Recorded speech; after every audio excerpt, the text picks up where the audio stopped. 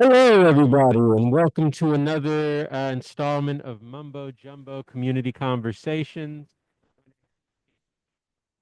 One of our conversation facilitators for tonight, joined by my good friend Khalid as our co-facilitator. Today, it'll be a little bit different than some of the shows that we normally do. As a little bit of context, last week during our Kepra staff meeting, as a group, we watched this video presentation from the Schumacher Center featuring Bayo Akumalafe and Paul Hawken called We Can't Get There From Here, Carbon, Climate, and the Call to Wonder, which is really a really deep discussion about just changing the way we view humanity's relationship with the world as it relates to how we approach not just the climate crisis, but the various crises of humanity that we seem to be facing right now. And the conversation that we had during that meeting was so good, we thought that we would continue it in this space a little bit. So we're going to obviously we'll do our check-in ritual first. Then we'll watch just the first 15 minutes or so of that dialogue, and then we'll have some discussion of our own. Uh, yeah. So like I said, we'll get started with the check-in ritual, and then we'll go ahead and get into it. For those of you, I don't know, I don't think we have anybody new in the space today, but for folks who, are maybe watching the live stream on YouTube or are watching the recording and just aren't familiar with how we do things here in the Kepler space, the check-in ritual is a practice that we hold.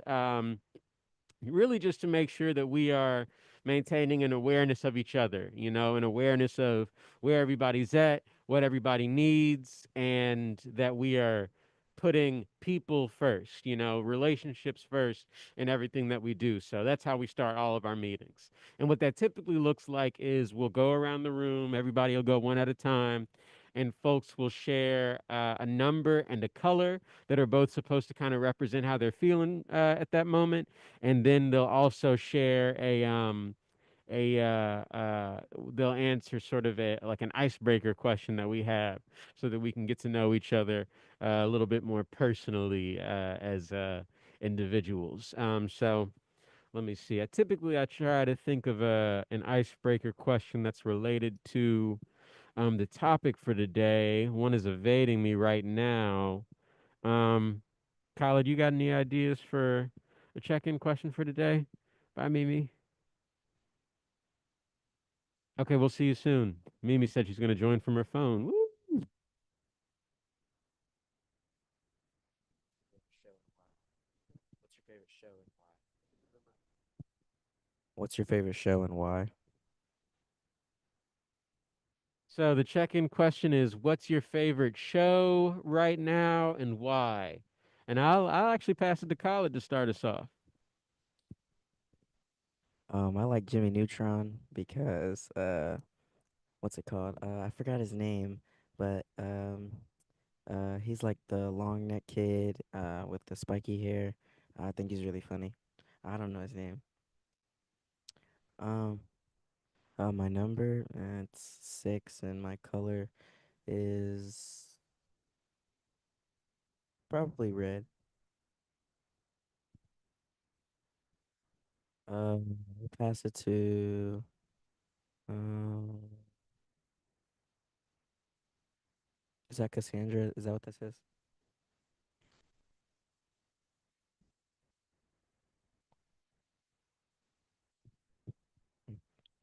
Cassandra, are you there?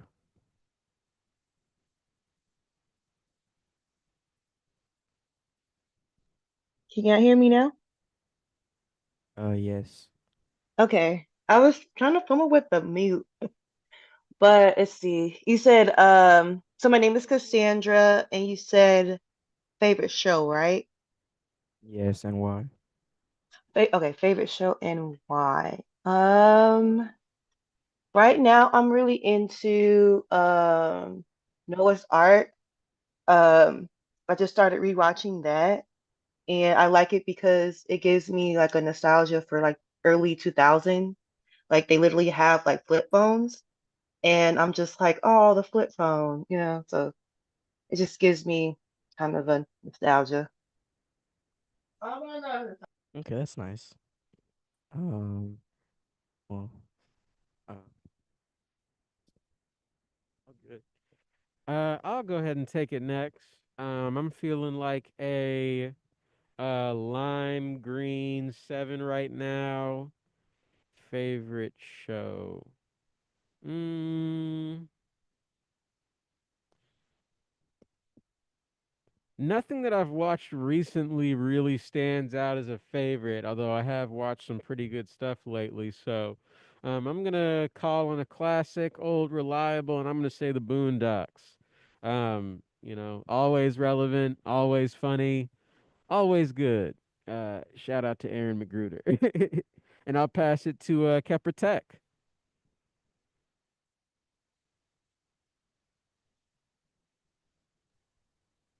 Hey everybody, Jay Reed.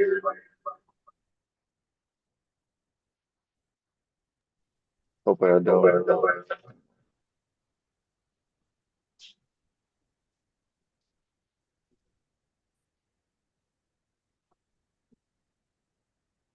Can y'all hear me? Hopefully so.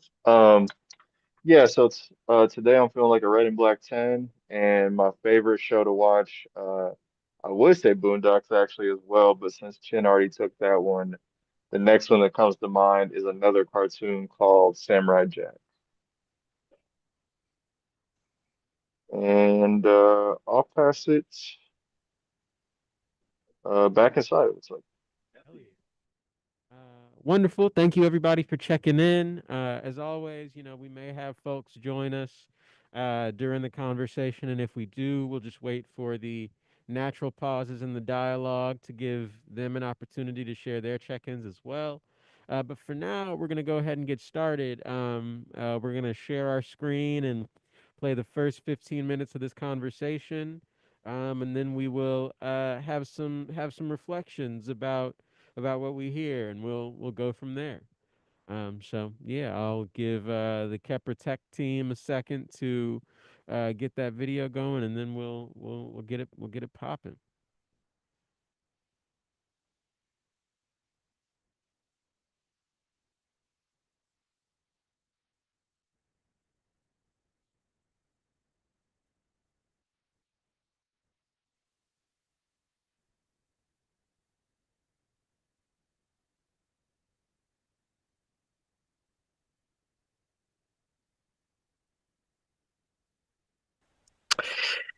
Okay. Greetings. My name is Y'all, Alex Forrester. I serve on the board here at the Schumacher Center for New Economics, and I am tremendously excited to welcome everyone here today for the 44th Annual Schumacher Lecture. Thank you, as always, to the incredible team here at Schumacher for your work in organizing such important conversations. Thank you, Paul and Bio, for proposing this particular encounter. oh Thank you hey, to the looks like Christopher Reynolds everybody else Foundation for your generous support in joined. sponsoring this What's up, event. Mrs. Fair? Most You want to importantly, check in thank while we're you getting to the our thousands of video set people up? who are joining us. We can't I quite can hear always you. check in. There it is. What'd you say? I was going to say I can always check in after they talk because I know I've already heard this once and it's a very very interesting piece. And anybody who comes in after comes in late, we can always check in later.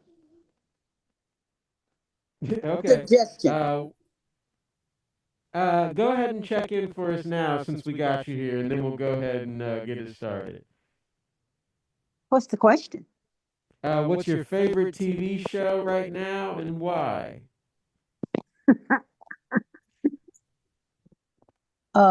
My favorite radio show is WFYI. I had a monitor TV looking uh, appliance in my house on the coffee table up against the window, and I loaned it to CWB to do one hybrid, and it has never come back. I now do not have anything to watch TV on.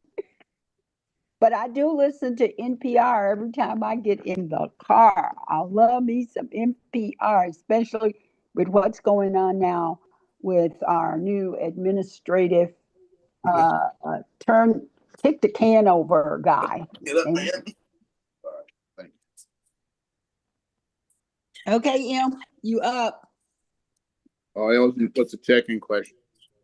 What's your favorite TV show? Yeah.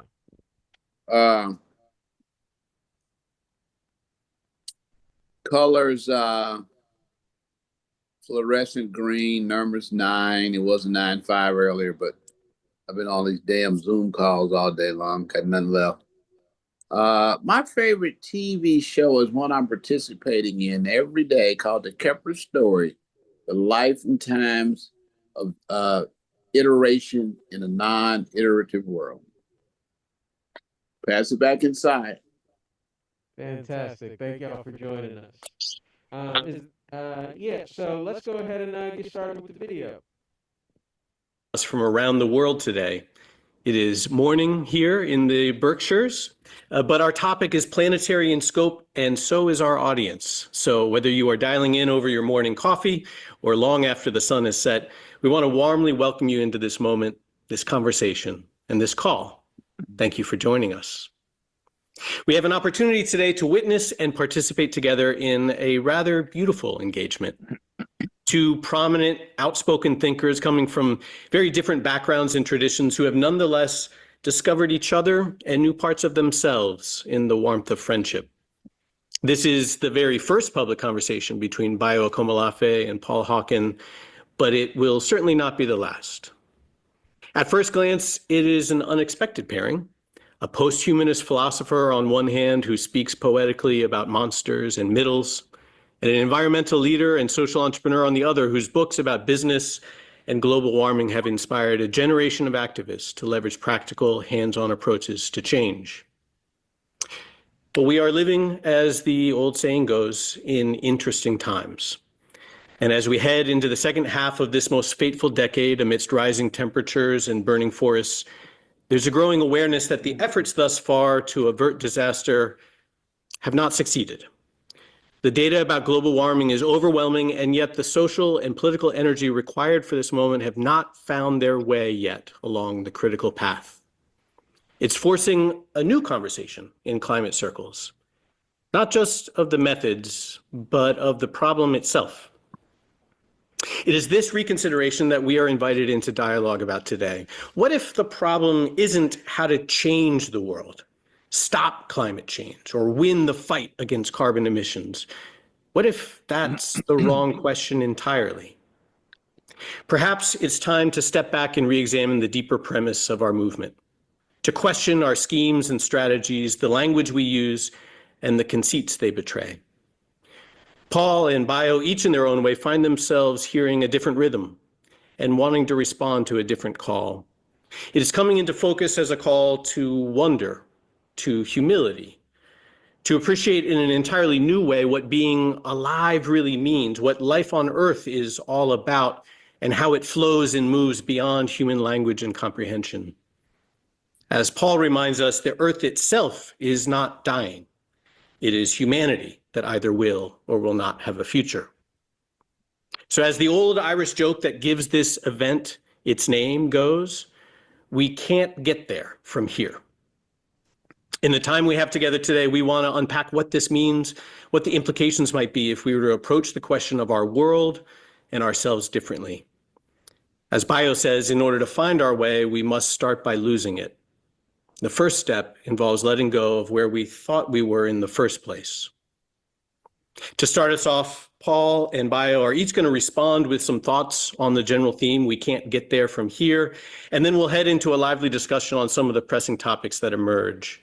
We have intentionally left our time unscripted and unplanned with the goal of focusing instead on what emerges in the conversation itself.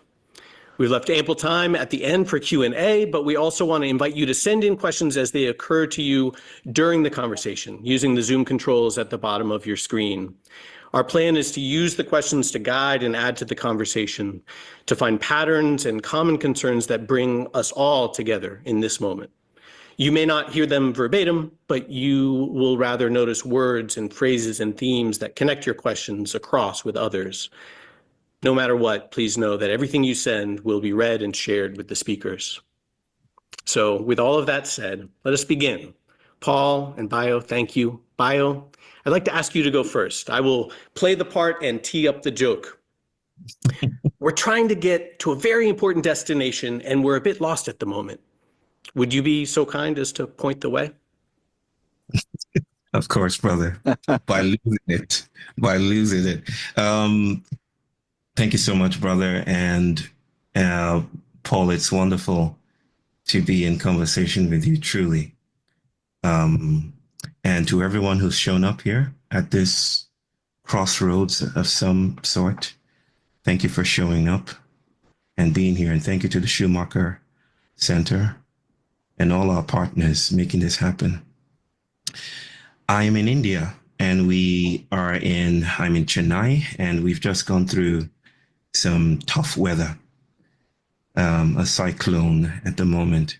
And I was just telling my brothers a while ago that the systems are shaky, unstable. So I have offered some prayers to the elements that there are no severe glitches, but this is the time to speak anyway. Through glitches and through crossroads and through cyclones, this is the time to speak and to be with each other. I thought I would start out with a story to situate some of the things and that Paul and I and Alex are sensing about these times, captured eloquently by some of Alex's opening remarks. It's one of my most fascinating stories to tell. It's not my story to tell. It's all our stories to tell. But it's a story about the most desolate place on the planet, hypothetically. It's the most inhospitable region on the planet. It's in the Sahara Desert, and it's called the Bodele Depression. It is supposedly the drying out remnant of an ancient lake, which was once the largest lake on the planet, Mega Chad, but it started to dry out about 7,000 years ago. The Bodele Depression is so inhospitable, nothing lives there except the dead bodies of these single-celled creatures called diatoms. Now, I don't know if you've seen a diatom before. I'm sure Paul has some just sprinkled around his desk. But they're exquisitely beautiful to see under a microscope. I haven't had the privilege of doing that, but I've seen videos of diatoms. They have these fascinating composition because they live in glass houses. Their bodies are literally made of silica. These things are absolutely crucial to how we breathe and how we live on the planet. So it turns out that every year, a gust of wind, a gale of wind, I'm not exactly sure what kind of wind, but some wind carries dust, about 20,000 tons of dust across the Atlantic Ocean and spanning 10,000 miles, and it deposits the diatoms and their bodies, some falling in the Atlantic Ocean, but most of them reaching the Amazon rainforest. And the 22,000 tons of dust replaces the shedding of dust that the Amazon goes through every year, almost replacing it.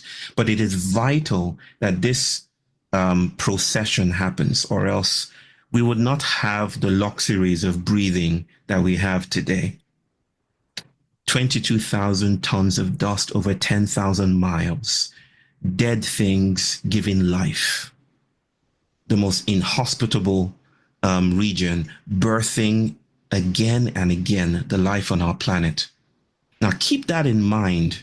keep this brown shawl, let's just call it a pashmina of life that envelopes the planet. Keep that in mind. As I recall, November 17th, I was in Milan when I heard that President Biden had gone to Manaus as the first sitting US president, to visit the Amazon rainforest. And he promised lots of stuff, spoke about $11 billion dedicated to conservation, and that the US government, in the wake of Trump, is going to do everything it can to enact laws that protect biodiversity. Good stuff, the stuff that you and I care about, I think. But then I spoke to someone from that place. Well, she wasn't exactly in Manaus, but she was in Milan with me, and we had a conversation. And she told me about what I later started to call the insidious architecture of salvation. Because with Biden and his infrastructural plan and his salvific enterprise came this huge contingency, this huge delegation of researchers and scientists. And all of a sudden, that little space in Manaus was put under a lot of pressure. They had to build new hotels and get new funding for this and that just to host salvation. And I was thinking about and now it's far be it from me to suggest that there is a Puritan way to think about intervention of any kind. But I raised this idea up of this sister that spoke to me in Milan about what's going on, the transformations that are going on in her part of the world in order to respond to change. I bring that up because I think this is the point here, the logic of the familiar is repeated in the solutions that we prefer to the crisis. And maybe that's why we're here. I'm just going to call it the logic of theirsness. The logic of theirsness. And it's this idea. The idea is so simple. It's so obvious. Most of us buy into it without really critically thinking about it. The logic of theirsness is the idea that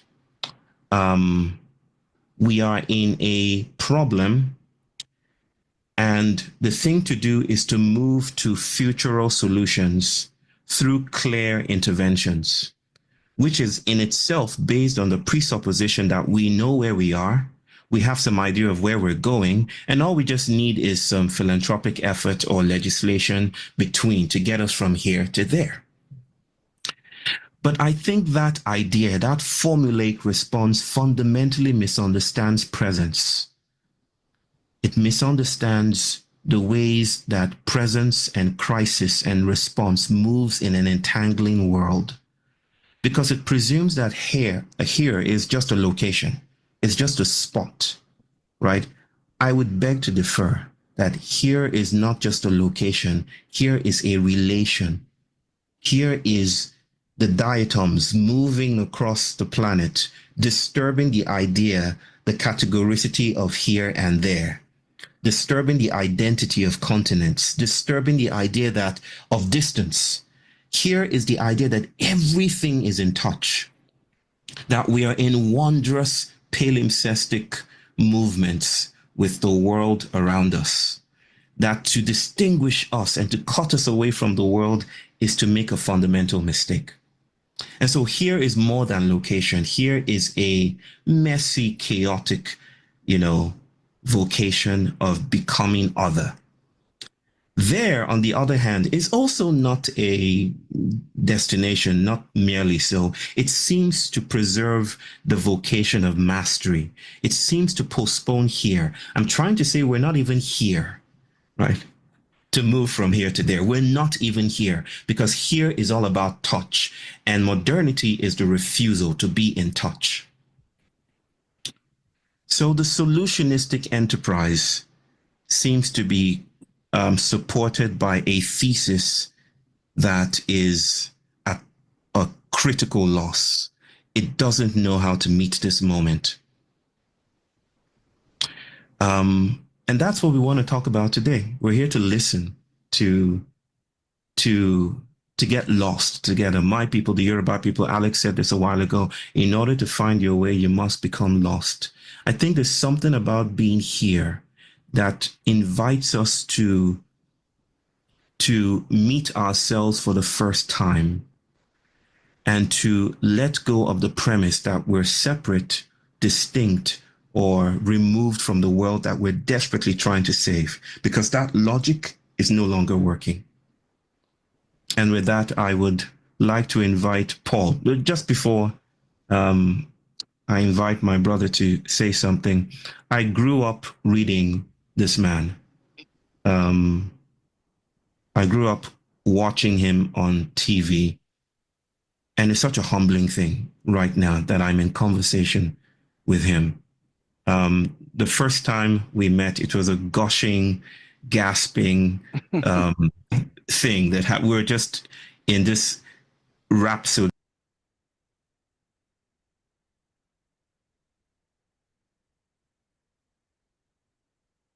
We'll stop it there for now. I think that that kind of gives us a good introduction to sort of like the basic concept that's kind of being discussed here, right?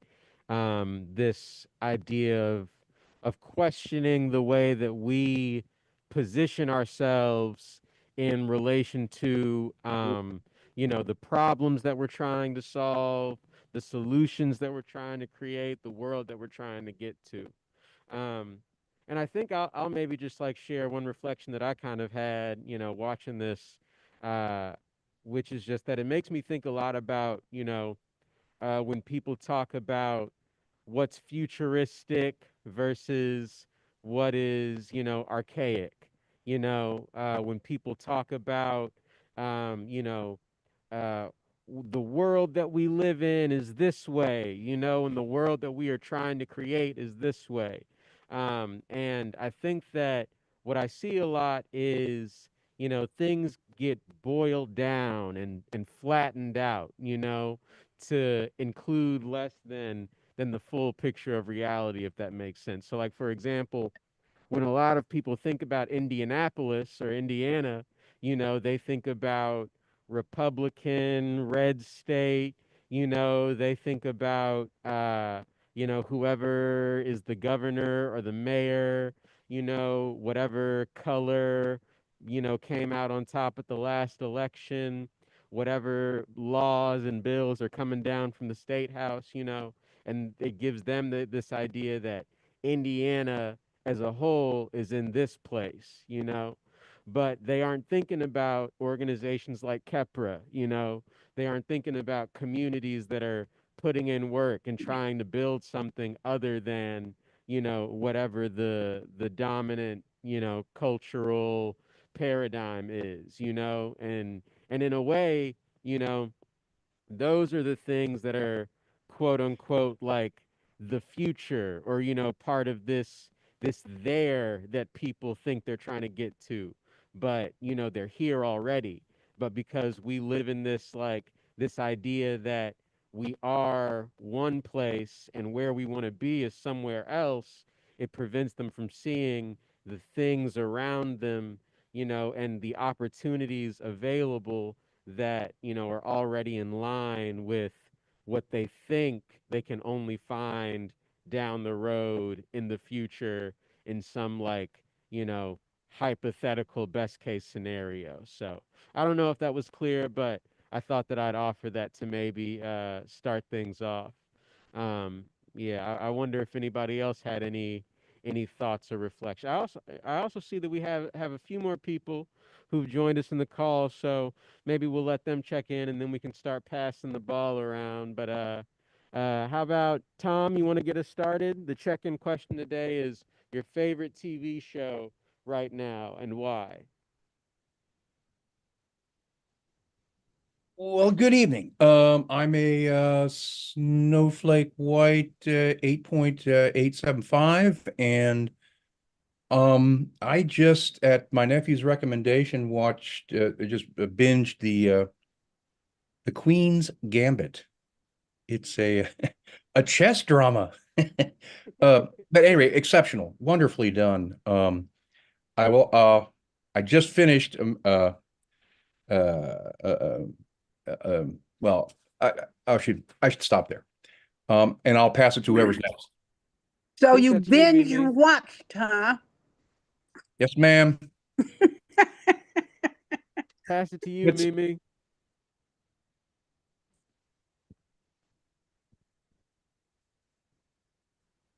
Hey y'all.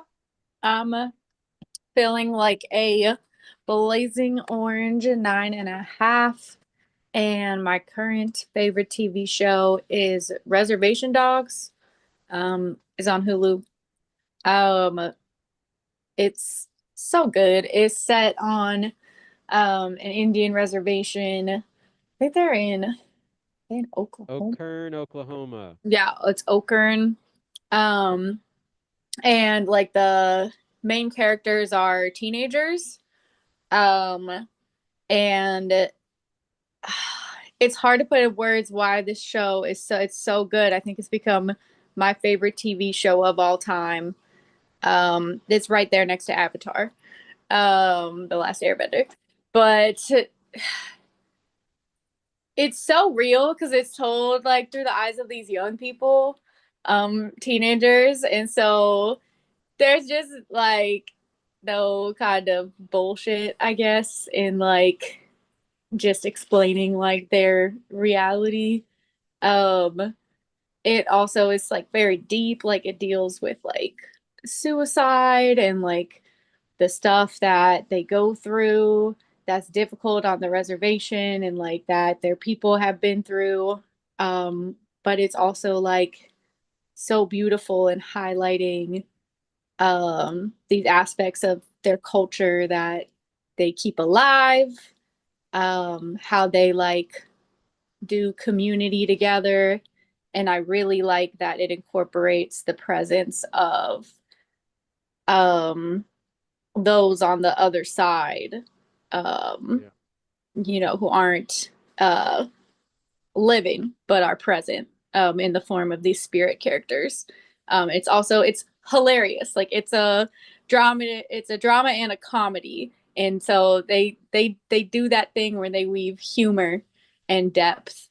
Um, and I'm in love with the show and how they put it together. And it is like all the cast, the directors, it's all Indian people except for like a few people who have, specific roles in the story. But even the making of it, I'm very moved by. Definitely gonna double that shout out to Reservation Dogs. It's a fantastic piece of work. There is I see the arrow that says that there's more people in the call. Is there anybody else in here that hasn't checked in yet? Anybody else join us?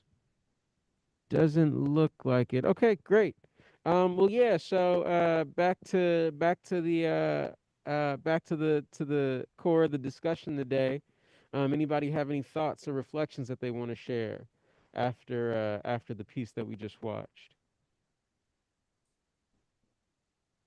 about this distinction between there and here?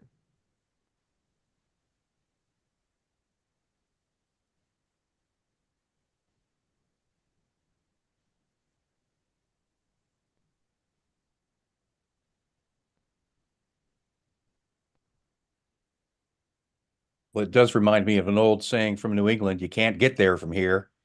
And in a much more erudite fashion, I think that's what he's saying: is we cannot get to where we think we want to go because we really don't know where we are. Hmm.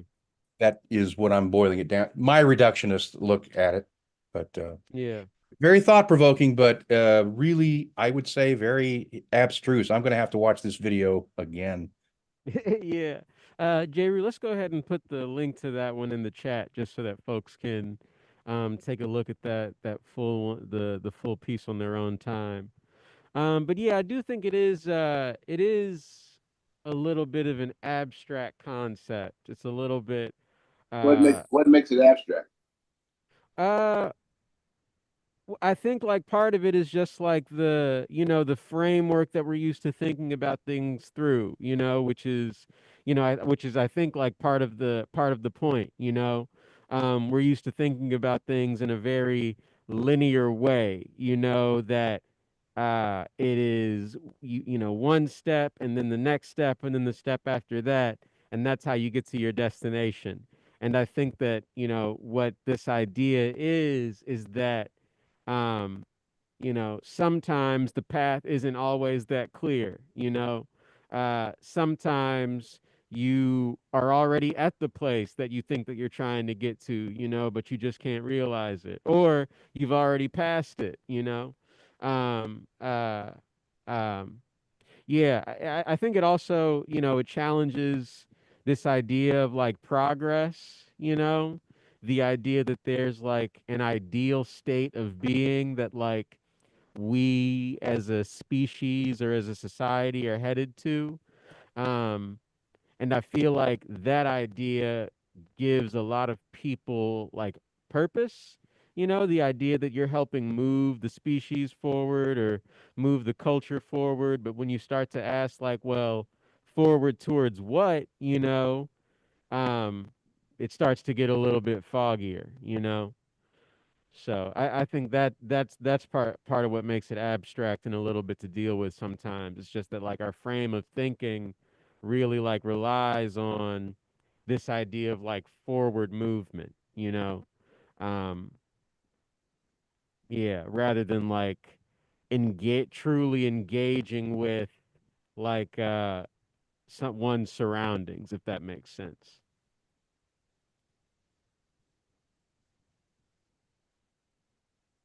What you think, Khaled?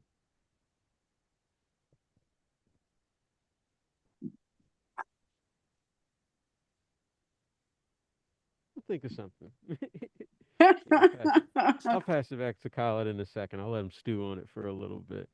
Yeah, we want the youth thought on something that old people come to realize that there's just no out there. Um, at age to this summer, um, I'm only 81 and a half now. I got to wait till this summer to get a birthday in to get that whole 82. Um, you look back on your life and, when you're a kid, you're going to be down the road. You're going to be an adult and be in charge of who you are and what you do and where you go and how things work. And then you get there and you say, well, I'm in my 20s and I'm going to be ready when I'm 30 because I'll be all prepared to do things that I know that, but I'm out there down the road. And then you get in your 30s and you go, wow, what happened? I've gotten all the way to 30 and all this down the road, just where is it? so, so you double down on what we find we always do, double down on what you know. And you don't seem to run into an environment that allows you to think in terms of you are where down the road is. This is down the road. This was down the road when you were 10. It was down the road when you was 20. Yeah. And this right here, where you're standing, this going to be down the road when you're 50. It's going to be down the road when you're 60. But you don't really know that because you don't really want to believe it. So, um, the statement always also beside you can't get there from here is that you have to live in the present with the lessons and knowledge you gained from the past to guide your future, which remains out there. The future that was yours at 10 included Yeah. being 50 and being 80. It is It, for me, it did. it So, reminds me of kind of like this idea of like, you're always in the present, and the future is always in front of Oh, you. yeah. But, by the time you get there, like the idea that you can never reach tomorrow because tomorrow is always tomorrow. Yeah, yeah. We've got another voice just joined us. Hello, Alvin. Would you like to check in for us today? I would like to check Favorite TV show right now and why? And then your reflection on anything if you've been listening. Hello, everybody. Alvin here, feeling like an 8 blue. And favorite TV show. I'm not really watching TV shows right now, but I was watching. I'll just say favorite TV show of all time. One of them was Battlestar Galactica. Excellent characters and acting. Very gritty. Hey, Albert, I'm glad you could join us as one of the next gen leaders, one of the old folks in the next gen movement. I'm curious your high level takeaway of Bio's philosophical perspective. How did this perspective that Bio's presenting, dare I say, impacted, if it did, your worldview? So, and it's definitely later in the talk where he really dives into this question of we can't get there from here. And it's not that you can't get there, there's no place to get to, but he kind of flips it around the idea that kind of like that saying, all who have eyes will not see, all who have ears will not hear. Like imagining you're trying to get to a place, okay, I'm trying to find this baby that's crying so I can comfort the baby. If you have no hearing, then you can't, how do you get there?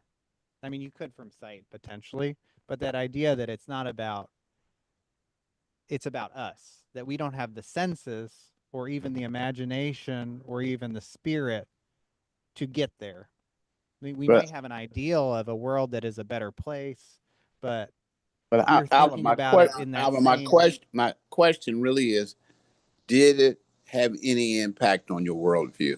Not so much the Yeah, intellectual interpretation of the experience, but yeah, was it anything about it? Wow. yeah. I would say yes. And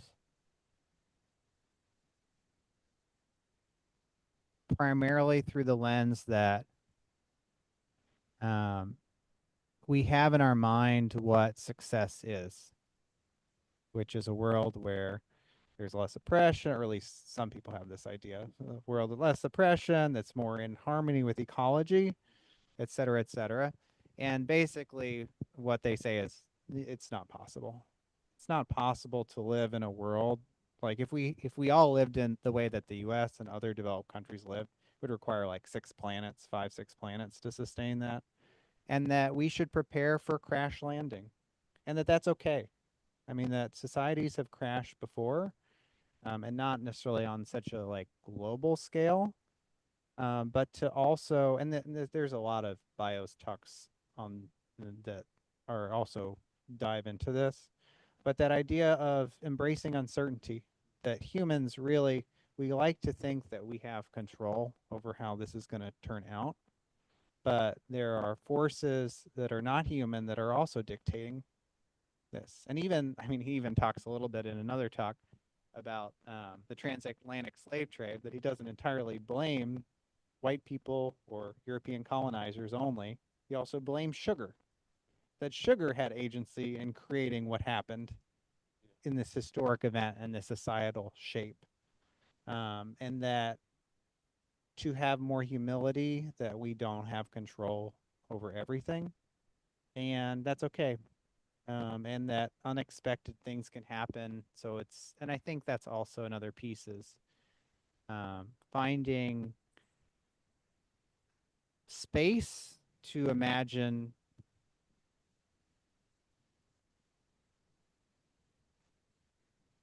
the unknown. So this idea that like it's even if we are going to crash land, we have no idea how it's going to turn out, and that there are other possibilities that crash may make possible in changing both our social relationships, our society, our economy, our ecology, that aren't all doom and gloom. It could be. There could be very negative repercussions but there's negative repercussions for the system that exists now for a lot of people around the world. So, Yeah, I think that's to me like that point kind of represents what he was talking about when he said just that like our the solutions that we think of tend to be rooted in what we're used to, what we can already imagine. Which, like he said, often like in the example about this community in the Amazon can, cause us to recreate the problems that we're trying to solve.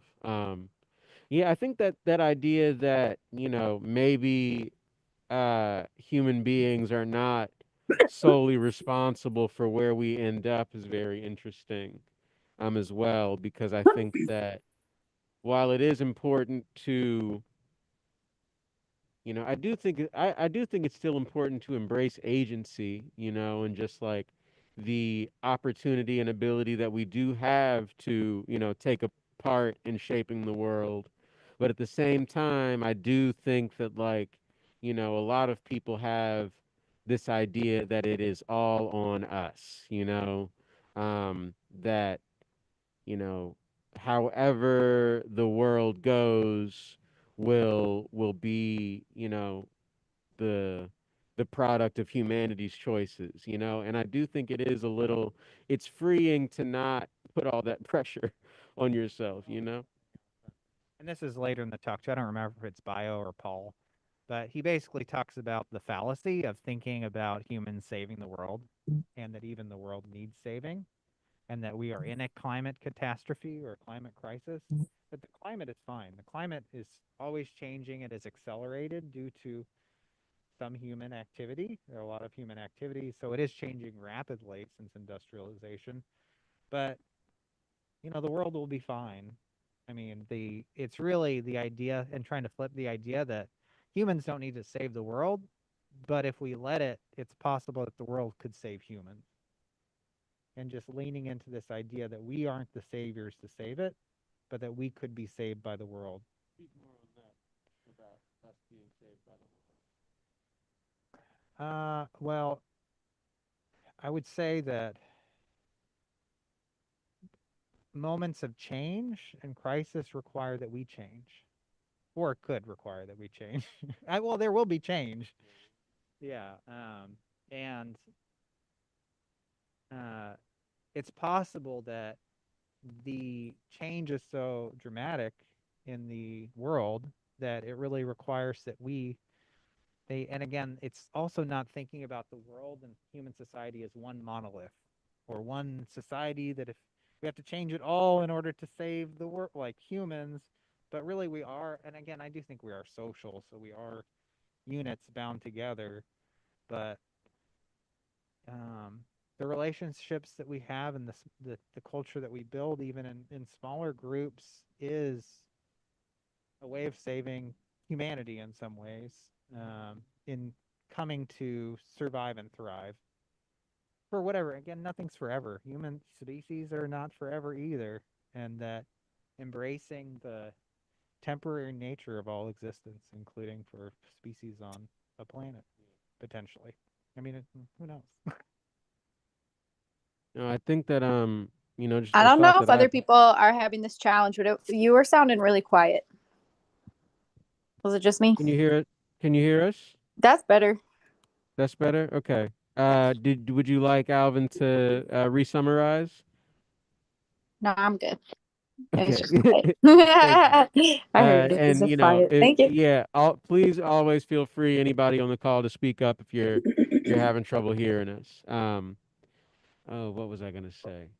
Oh, yeah, I think that I've heard that that saying like the Earth will be fine. It's human beings, that are in jeopardy. And I was just gonna say, like, as an aside, I think that that's important to understand because it like it just makes it really clear what the stakes are. Like if we want our species to survive or live in a certain state, then, there are adjustments that need to be made, but whether or not we do that, the planet's still going to be here and some life is going to persist. So, yeah, yeah. But our Um, behavior, our current behavior, and I should say I put that in quotes, and even the idea of human. Talk about human, we say that as if all of us come to the space with the same worldviews, and we don't. And I take True. me as it relates to bio, it was refreshing to have this perspective presented, from somebody that's of African, Black, piece. Rarely when we're having these conversations do people that look like me present alternative worldviews. And that was just a refreshing piece of that. I'll just try to make this as skinny as I can. When we talk about uh, the Earth will be fine, yes, but humans in our current approach to living on the planet are responsible for the distinct extinction of other life forms on the planet. So there should be some sense of responsibility we feel to other life forms that we share this planet with. And and yes, you're right. Mother Earth gonna do her thing.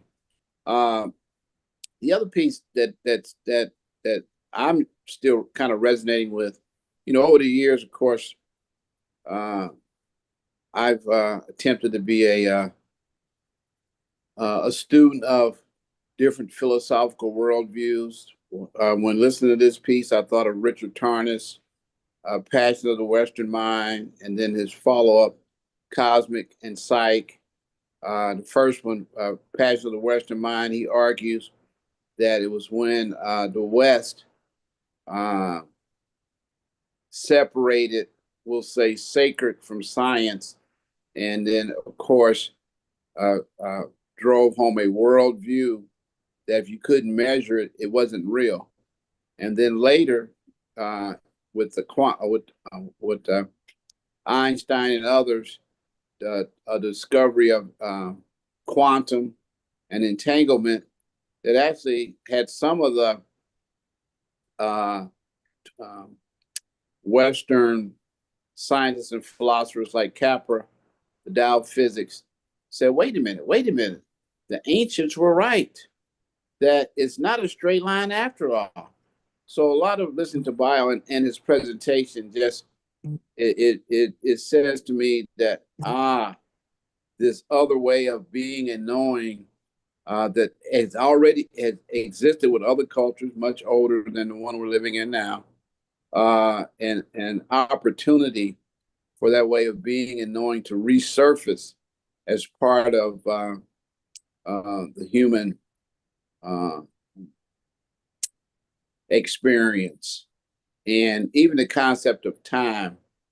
In quantum physics, for example, they had this concept of entanglement, where through entanglement, if it happens here and you're entangled with some other entity, it impacts that other entity instantly, uh, light years away.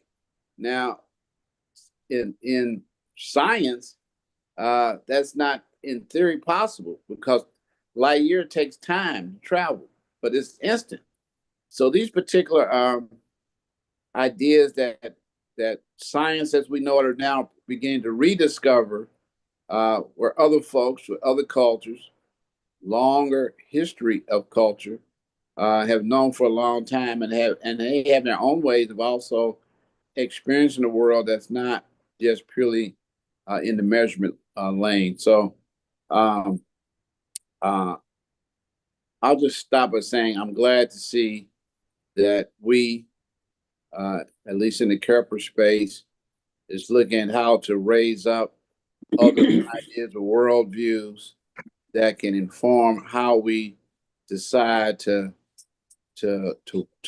engage with self, community, and Earth in a different kind of way that has more meaning. Last but not least, I would mention Margaret Wheatley, Creativity and New Science. In the early days, her and Deb, who was with the Boston Impact Initiative, put that work together. Since that time, Margaret has stepped away from that theory, saying, I'm not sure if humans going to actually get this shit figured out after all. Never mind. So, uh, but what humans do actually are a function of the worldviews that we embrace. And those worldviews they're really about thought first. I think Bio also talked about, I think it was Bio in one of his pieces, talked about mystery and manifestation. Mystery being the unseen, manifestation being the concrete, and how those two paradoxical ideas exist at the same time, uh, um, and inform each other a tension that that often requires trying to embrace the idea that more than one thing exist Yeah. at the same time, even though it may appear to be in conflict with each other. Yeah, thanks, That also reminds me. I also talked about in another talk, said that while this culture is useful, you might have flushing toilets, and this is a paraphrase, flushing toilets, but you will no longer be able to travel in time. You will be able to get to the moon, but you'll no longer be able to talk to your ancestors. Like these concepts are, it's useful for certain things, but it also cuts you off potentially from a deeper, beyond our understanding way of knowing and relating to each other in the world. Yeah, no, I was definitely just going to say that I think that the piece that you spoke to him really, as Alvin summarized it, like I think it reminds us to embrace the unknown and to accept that, maybe not everything can be known or needs to be known, but also that by embracing different ways of knowing, maybe we can gain a fuller understanding, even if it's not necessarily a complete understanding. Um, I'm reading Braiding Sweetgrass by Robin Wall Kimmerer right now, and there's a section where she talks about an experiment that one of her grad students ran through about like sweetgrass. Uh, basically, and basically the situation was, some of the indigenous like community of like who use like sweetgrass to weave baskets, had this like long standing cultural knowledge that harvesting sweetgrass made it grow better. And they wanted to do an experiment to see if like harvesting this plant would help it or hurt it, And initially the board of trustees, the review board for like the thesis was like everybody knows that harvesting a plant will damage it, but they did this experiment. They ended up actually doing this experiment and found out that actually the sweetgrass that gets harvested tends to thrive better over time, And so it was an example of like uh, traditional knowing and the scientific method coming together and like creating a deeper understanding and explanation of something that had already been known for a long time. But I did want to pose a question to Khalid, just because don't look at me like that. You know what this is. Just because, like, we've been having this conversation about, I think a lot of what this conversation comes down to is like, what is what is the ideal relationship between humans and the rest of the world? Like how are we supposed to be here? And I'd be curious to hear like, what you think on that, as a younger person, like what do you think is the place of human beings on this planet Earth? Um, so yesterday night before I went to sleep, I actually went in that phase where it's like, why do we exist? Like I just like kept staring off into space and was like, I kept thinking about like what I would be if I wasn't human. Um, like, and at first I was thinking like, would I just be like dust or like a star. But then I got like deep into what's it called? Uh, what's the word called? Religion. And then I didn't really then I stopped think. It made me stop thinking about it because I don't. I actually I believe in God, but I don't know a lot about it. Um, so but stuff like that I'll think about. But this certain conversation, um, what'd you ask me again?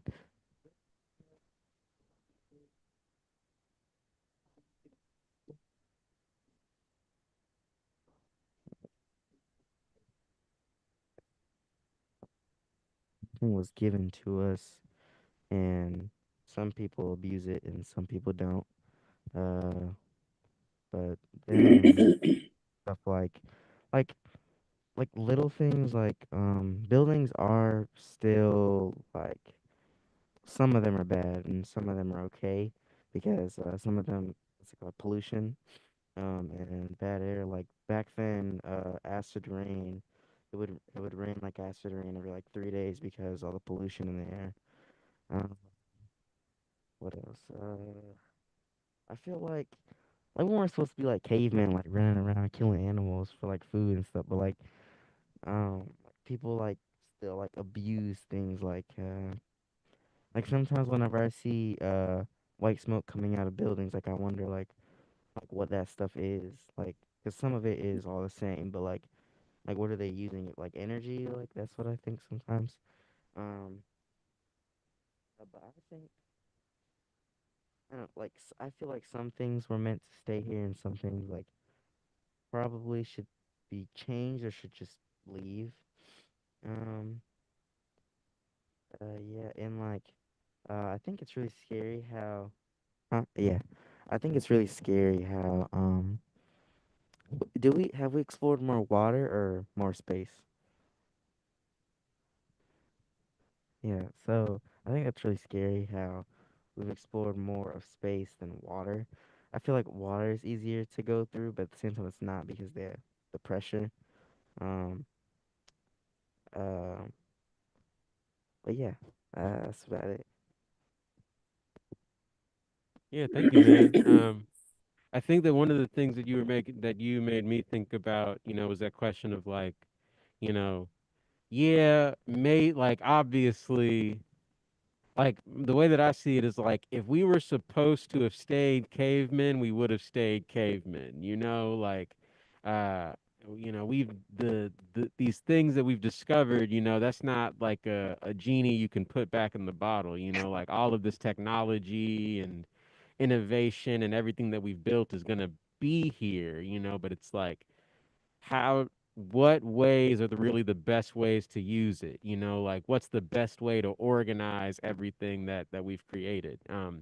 It reminds We had this conversation a few weeks ago, featuring our good friend Danian Durrell Jerry, and just some of the other heavy hitter thinkers in our Afrofuturism space. Go check out the recording of that on our YouTube channel if you're interested in learning about the archetype of the trickster in African and African American storytelling and culture.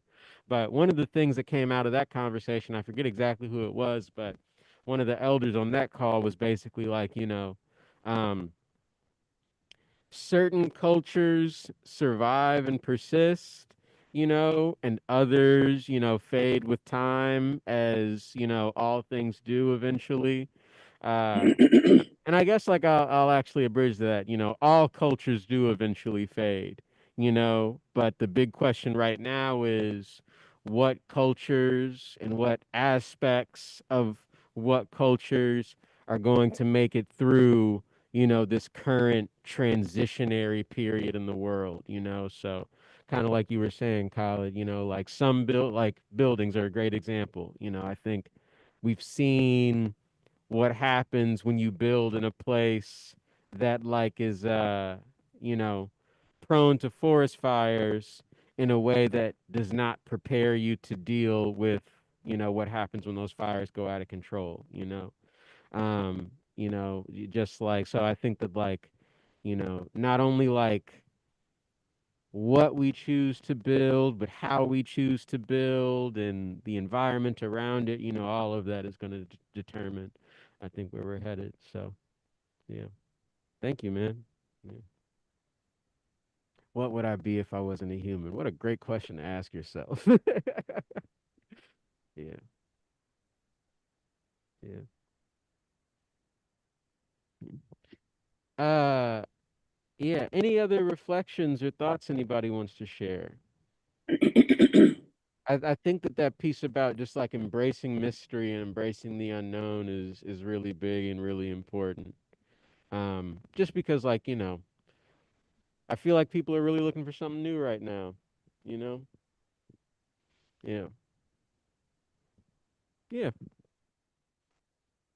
It's kind of off topic, but then it goes back to like so me and my mom were watching this show, and it's called Squid Game, if anybody knows that.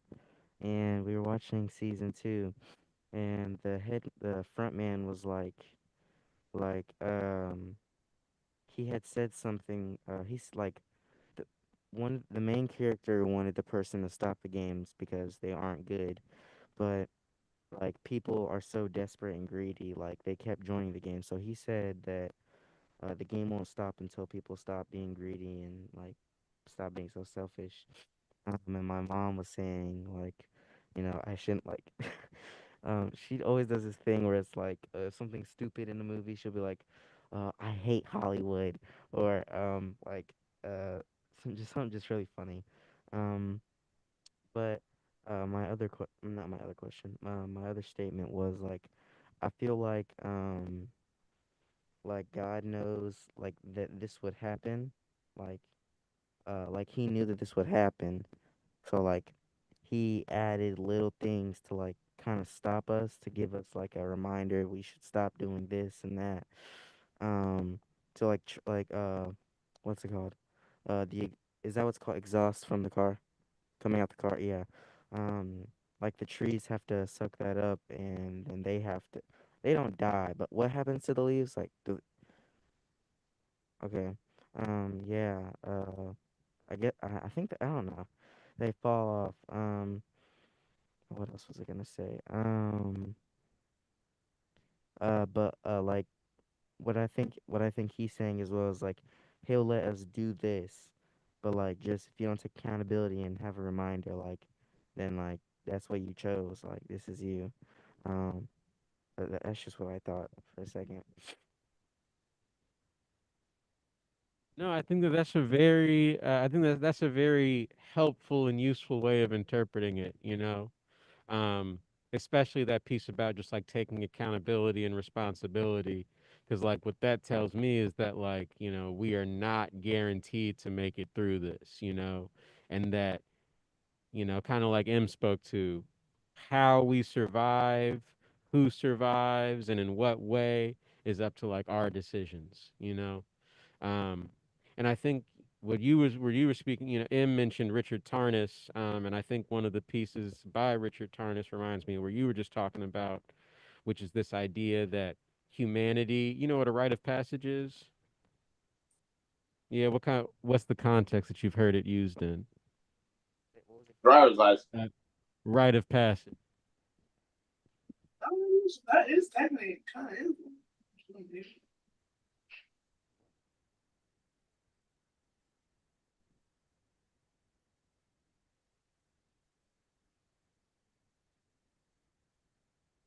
I feel like I heard it in like some sort of like I feel like I've heard it in school. So. I think that's true. You said you've heard it in a question in school? Okay, all right. Well, so a rite is like a ritual or a ceremony. Um, it's something that you practice to commemorate something. And passage is about like transition, moving from one thing to another. And so a rite of passage is basically like a ceremony that like recognizes or honors a transition or a change. So um one of the an example that we've had in our community, not really a widespread practice, but Alex did it, Alvin's brother. It's called a vision quest, and it's a rite of passage where somebody goes out into the woods and fasts for like multiple days and like tries to have like a vision and like connect with like a greater spirit. I brought that up because you were just talking about this idea that like God or the creator or the universe, has given us like, all these options and possibilities of things that we could do, but also has shown us the consequences of doing them. And, what Richard Tarnas, who M mentioned, writes about is this idea that we are at a point where, we're at a rite of passage for humanity, for our species, where we have to look at all of these things that we've done and built and achieved and accomplished, and also, figure out um, just how to deal with all the consequences of all that, both good and bad. So, yeah, great reflections, man. Who says? Oh, yeah. Okay, yeah. When you find that quote, let us know. But is there anything else that folks wanted to share? It's about, yeah, about 7:12. Yeah. Jeru. I Oh, would. Jeru's got something from behind the tech table. Hello, I'm coming from behind the screen to in front of the screen. Hello, everybody. It's been a good conversation so far, and some of the things that it made me think of. Oh, I need to take my headphones out. I'm hearing myself. Um, but one of the things that made me think about a couple things actually.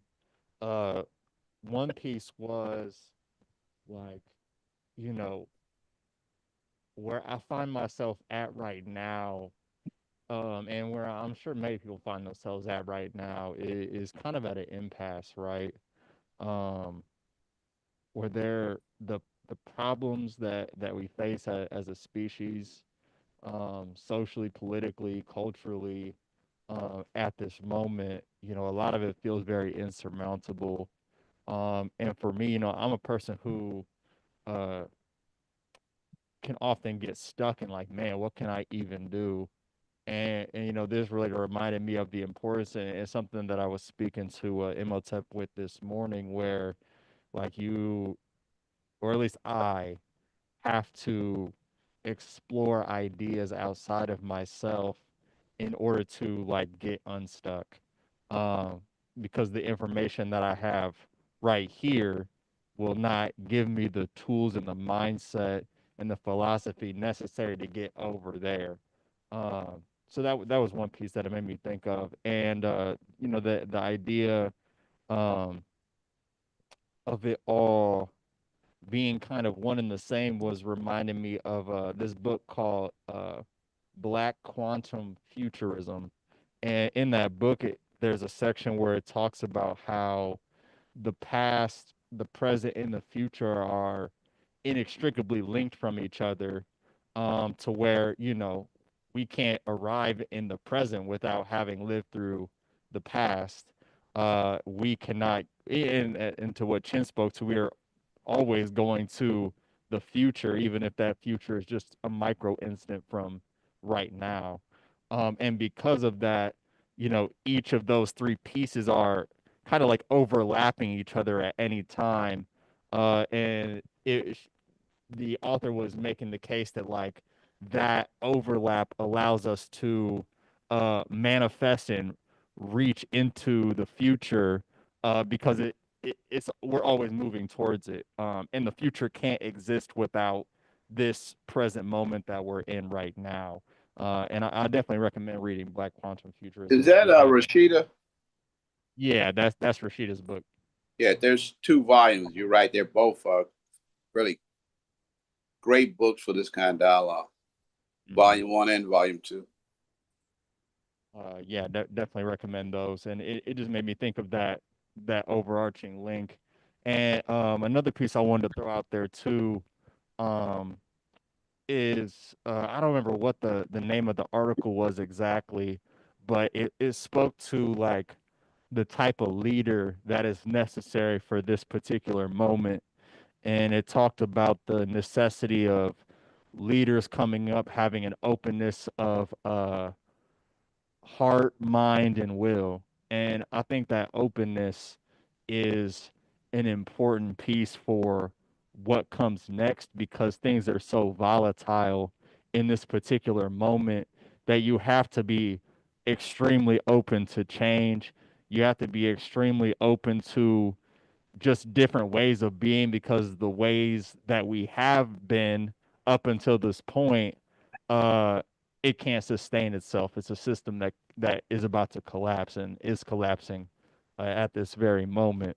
So we have to constantly be at the ready to be adaptable and to be able to receive new information, new philosophies, um, and be open to even changing how we personally feel things should play out in order to reach that next place.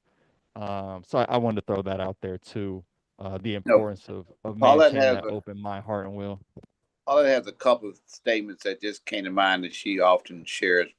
May be wrong, but never in doubt. One of those, and another one is, um, "Hey, what I know for sure, I don't know for sure." I know it goes, what I know for sure, no, I don't.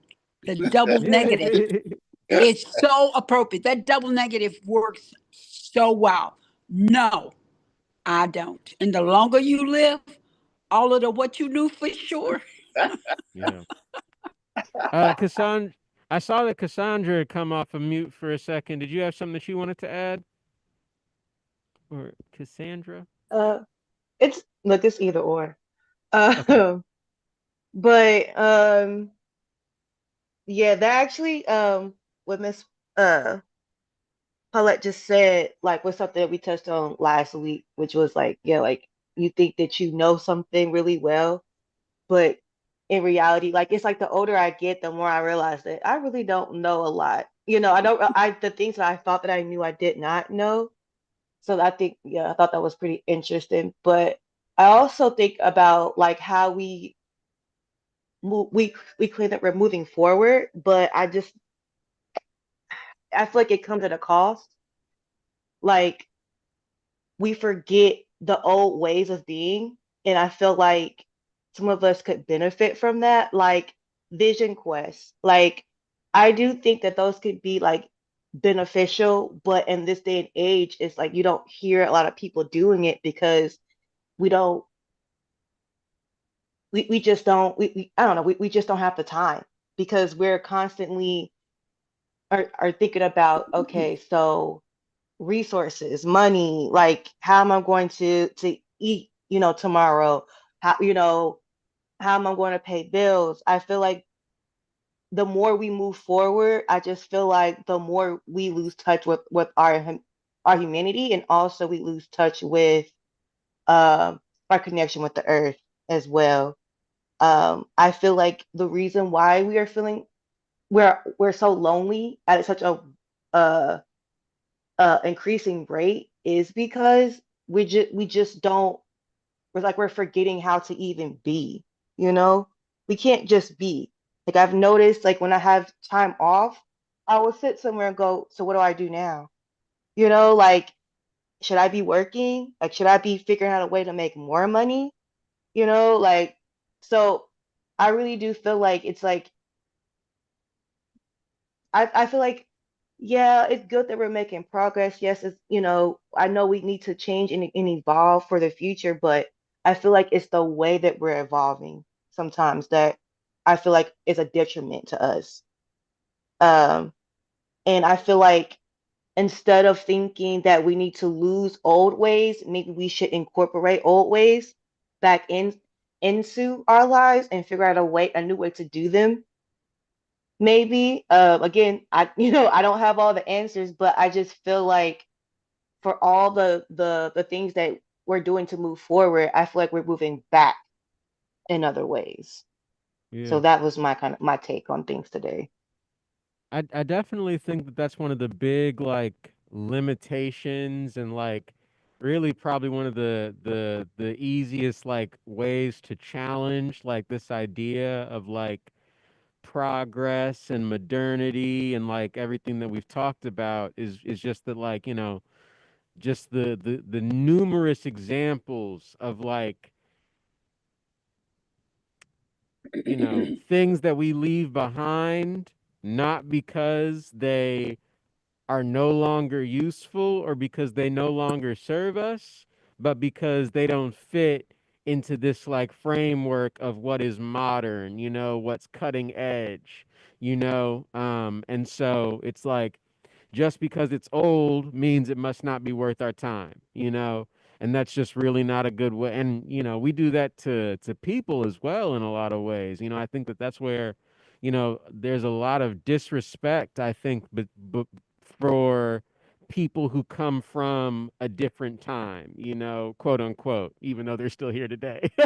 you know um just this idea that of like old fashioned ideas, has a very that's a very like weighted and I can't think of the exact word, but there's like, there's something implied there in like the term like old fashioned ideas that says that like something about an idea being old fashioned means that it's less valuable, and just that inherent assumption that we apply just like across our society. I definitely agree. I think it's left us like stunted in a lot of ways.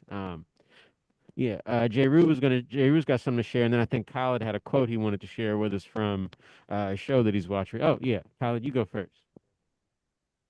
So, the guy gets in the car, and then he's like, "We meet again." And then he's like, "Yeah, I want you to stop the game." And the guy was like, um, "All we did, no, he was said, I want you to stop the game."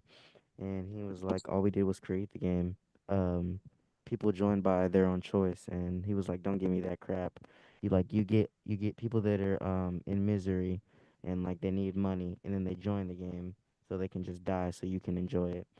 And then he's like, "They were just mere contestants that lost the game."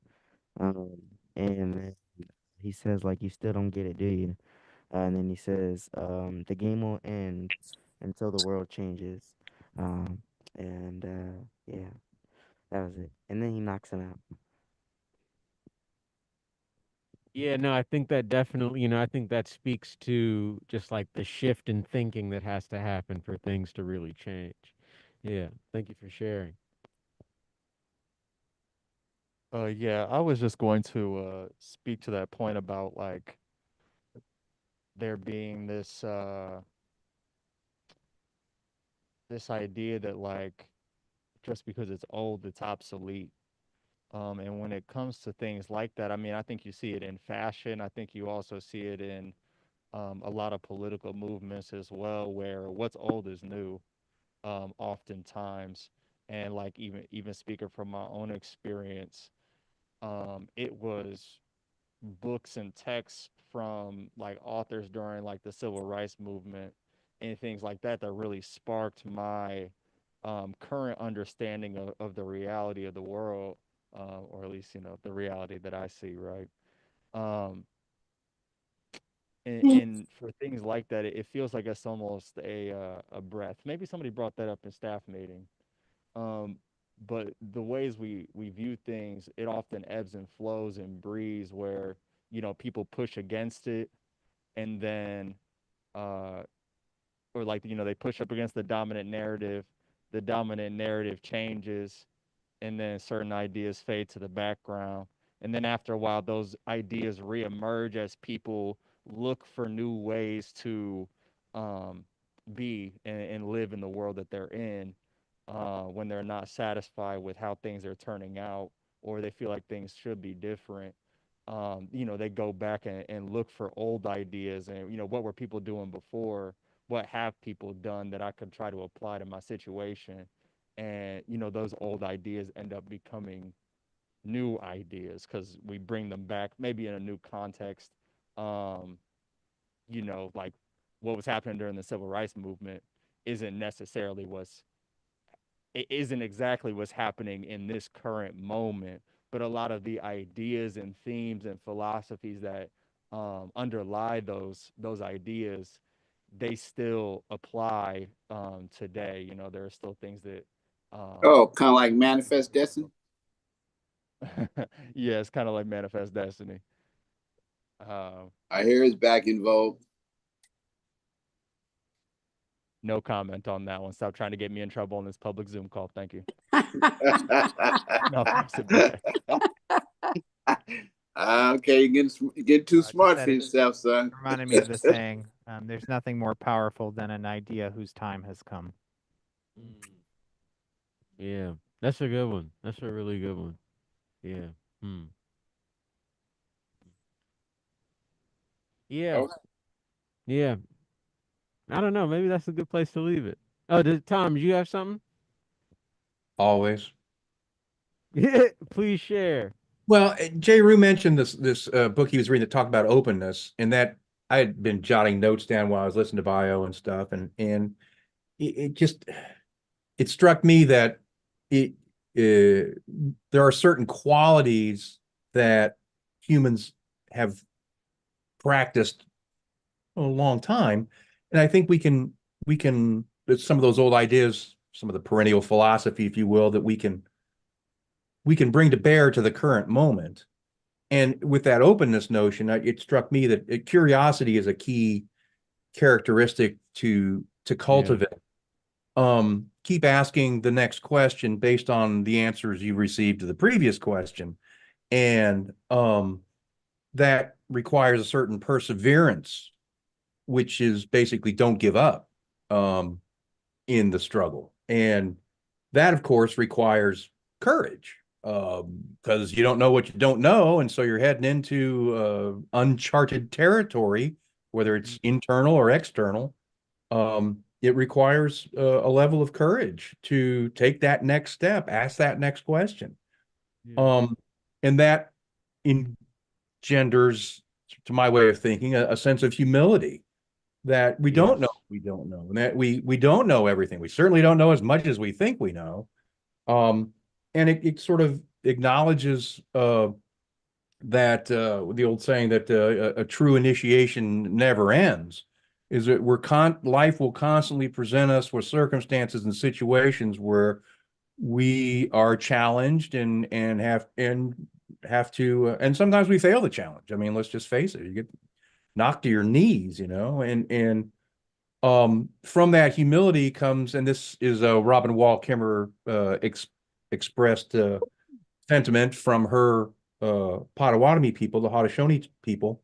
This notion of reciprocity is always what we give, we have to give back. If in order for us to receive, we have to give, and by giving, we receive, and that cultivating those sensibilities, I think, is a task we can all take, and that requires some sort of a centering practice of we can call it the science of breath, or movement, or something that is puts you in touch with um, the eternal something that floats through and past all the vicissitudes of the struggles of everyday life, which we all deal with. And so having some sort of a practice that cultivates that awareness, that deep awareness of what's been called the still quiet place, or centering, or whatever, and that gives us the wherewithal to handle the changes that are thrown at us. Watch out for a cup of water by your right left foot. Those are my thoughts. Yeah, I think that piece about courage and humility is really powerful because I think like in my experience, I feel like when a lot of people really confront how many questions there are, and how unknown like most of the universe will always remain to us, they get very frustrated and turned off of the whole thing. It's like, why even bother if I'm not gonna, find the answer, but I think I've also kind of been discovering that like life is really more about the questions that you ask than the answers that they lead you to. And like you said, like no answer should end at an answer. Every answer should always lead to another question. Yeah. And I do agree. That's a great point. Mimi, did you want to say something first? Sure. Yeah, thank you. Well, I mean, this has been great, and I feel like the piece about like other ways of knowing is so important for our time. Um, the limitations of what is like the current dominant understanding has created the challenges that we live in. And I'm always asking myself, like, well, how does this help? Like, so what? Like, how does what we're talking about help me or help anybody um and apply it? And I think like a few resources that have helped me in that lane of like worldview, perception, expanding understanding of like what is real and how that impacts then what you perceive in the world and how you move through it. One is the book Elite Capture um by Olufemi Tewa. Um and he talks in the book about reality capture and how part of this like power structure that we live in, a significant part of it is capturing what we understand to be real and what we don't understand to be real. And so he speaks to that really well. I would also say The Power Manual by Cindy Suarez, who's the editor of NPQ, the Nonprofit Quarterly. She also has a beautiful way of explaining and also offering ways to expand our understanding and relate to these other ways of knowing. Um, she talks about like hegemony, this same thing that we have these paradigms that determine how we interpret the world around us, and those things create our values, and those things then create our structures and our policies that we see around us. And she offers an explanation and ways to connect with other ways of knowing. And also the book Reinventing Organizations speaks well to different paradigms of understanding the world and how that informs leadership in organizations. And that where some people are in a space of sort of defining a new paradigm where mystery is an essential part of it. And being present and sensing and responding to what is presented to you from the world. And the last one I'll drop is the Sun Ra documentary. It's about an hour. We want to expand your perception of reality, people of Earth. People of Earth. Watch the Sun Ra documentary and then hit me up. Truly a Joyful visitor. noise.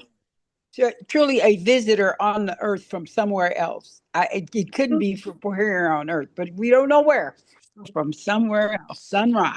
And he says, history is his story, but my story is a mystery. Yep. Sun Ra. I just Thank you, talked Mimi. to Sun Ra, so I bet you did. didn't misquote him.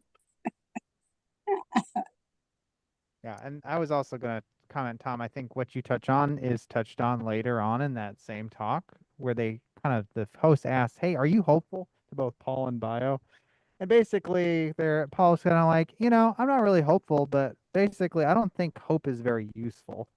That more what we should be thinking about is courage, because we can't know. Hope is kind of in some ways an illusion. We hope it'll work out, but to have courage that we're going to get up and, do our best and live our lives and be protagonists in a story of some kind. Um, and I think the idea of connecting to the unseen and to the spirit can be a fuel or a well for that courage.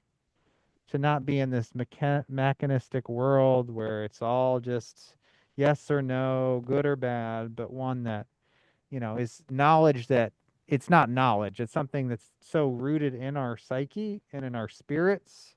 Like when, I mean, it makes me think of when a child cries, we have an intuitive experience to want to help, and that there's knowledge that's deeper than our conscious level, and that can be fuel for that courage.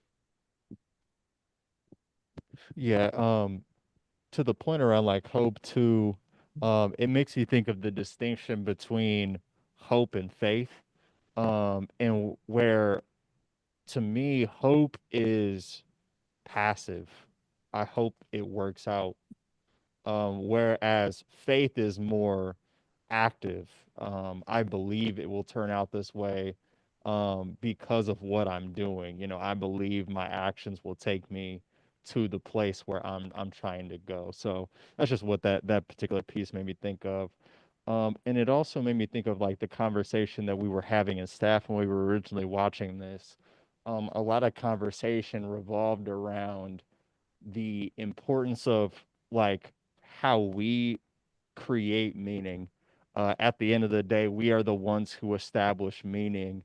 And how, like, my personal philosophy, I'm more of a nihilist, right? Where, like, none of this means anything. But at the same time, I think there is opportunity and a lack of meaning where we're able to again create the meaning for ourselves and establish what I can dictate what my relationship to soil is. I can dictate what my relationship to other people um are. And you know, I just because they don't have inherent meaning doesn't mean I cannot then ascribe meaning to it or I can't give it meaning myself. And one last piece I wanted to touch on is next week for our Mumbo Jumbo, we're talking about the knowledge illusion, which, if you missed our last session, speaks to how none of us think alone. Essentially none of us create meaning by ourselves. You know, even though we can create meaning, we can ascribe meaning, oftentimes those meanings are um, dictated or colored by the experiences that we share with other people.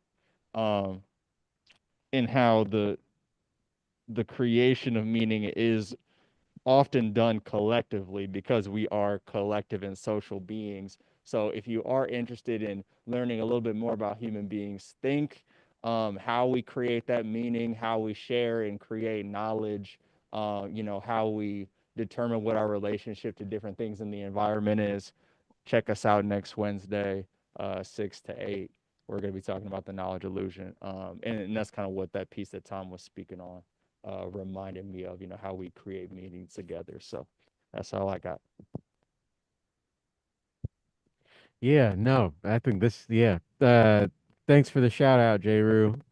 And I think that this is definitely an example of that, you know. And I think it's just like as an aside, it's been really, you know, I feel like at the beginning of the conversation, you know, folks were kind of processing, digesting, you know, what we had just kind of like watched and listened to, you know, and like maybe folks were a little bit nervous because it was so abstract, but I definitely feel like as we've taken time over the course of the conversation to work Teenager, together, are you projecting your feelings on us? uh, maybe so, you know, but I'm gonna continue doing that. So I'm simply adding my piece, my interpretation of the conversation. So if you interpret differently, you know, uh, please feel free to share. But it has been great just to see, you know, folks join in more as the conversation has gone on, you know, and I think that part of that has to do with, you know, us sort of working together to, as Jay Rue said, create some meaning, you know, pull some shared understanding from, you know, what we've been watching and talking about tonight. And yeah, I think it's been a great talk tonight, y'all. Is there anything else anybody wants to share or add before we get out of here for tonight? Yeah, I like to hear brought to you by who and when and how. Say one more time. This show was brought to you by. Yeah, absolutely. So as always, big shout out to the Indianapolis Recorder, one of our long-standing community partners and supporters, standing by the Mumbo Jumbo project for a long time now. Also brought to you by all of you, our wonderful community members who come to these conversations, participate, and add your perspectives. And if you would like to support us another way, you can visit donate.kepler.org, and give us a direct contribution to help us keep this work in motion, and help us continue exploring these mysteries Yes, the light that is life. company is not working, is not taking our relationship building as a form of payment. Yeah, we're still working on paying AES with social capital. So all donations are greatly appreciated. But yeah, thank you everybody who participated in the conversation tonight. Thank you everybody who is, watching the live stream or the recording. And like Jeru said, we'll be continuing our conversation from last week at next week's session on the knowledge illusion by Philip Fernbach and Stephen Sloman. So if you want to learn more about how human beings think and how we think together, please join us for that conversation. But yeah, great stuff tonight, y'all. Will you guys be passing out lobotomies at that meeting? uh, Alvin says no. So, but yeah. Not All right, y'all. physically, Have a but good you might feel like you had one after. psychic mental lobotomy. Create your lobotomy, manifest the reality of your lobotomy.